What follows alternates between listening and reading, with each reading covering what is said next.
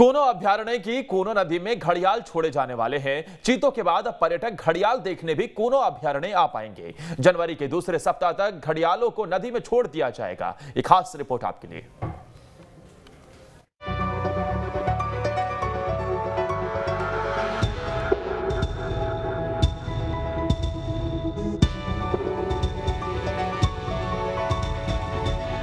चंबल के घड़ियाल अब कोनो अभयारण्य की कोनो नदी में भी पर्यटकों को दिखाई देंगे। जी हां, कोनो अभयारण्य में चीतों के बाद अब घड़ियाल की दस्तक होने जा रही है। मुरैना जिले के देवरी घड़ियाल अभयारण्य केंद्र से 50 घड़ियाल कोनो नदी में विचरण के लिए जनवरी के दूसरे सप्ताह तक छोड़ दिए जाएंगे। विलुप्त प्राय भारतीय जलीय जीव घड़ियाल के संरक्षण और संवर्धन का कार्य मुरैना जिले के देवरी घड़ियाल केंद्र पर 4 दशक से किया जा रहा है। दरअसल चंबल नदी के 435 किलोमीटर क्षेत्र पूर्व घड़ियाल अभयारण्य घोषित था। साल 1975 से 1977 के बीच सर्वे किया गया। सबसे ज्यादा 46 घड़ियाल चंबल में ही पाए गए।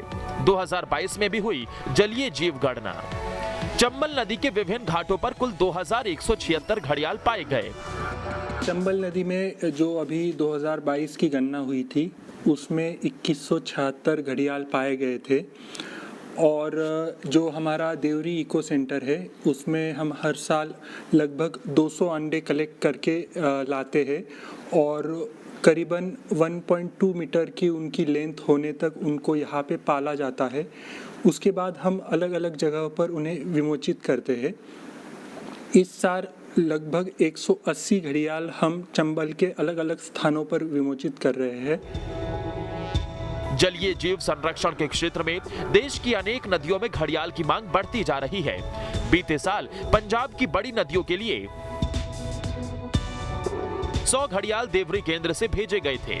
विभिन्न घाटों पर हर साल 200 अंडे एकत्रित होते हैं।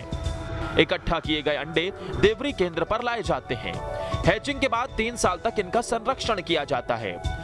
प्राकृतिक वातावरण में इनकी जीवन दर 2% तक होती है। कृत्रिम वातावरण में इनकी जीवन दर 50% होती है। घड़ियाल की लंबाई 1 मीटर 20 सेंटीमीटर होने पर ही नदी में वितरण के लिए स्वतंत्र किया जाता है। प्रदूषण युक्त पानी में घड़ियाल अपना जीवन यापन नहीं कर सकता। घड़ियाल की उपस्थिति के कारण ही चंबल को प्रदूषण मुक्त माना गया है। इसलिए अब कोनो नदी में भी पर्यटकों को घड़ियाल दिखाई देंगे। मुरैना से सोमदत्त शर्मा के साथ टीम न्यूज़ स्टेट।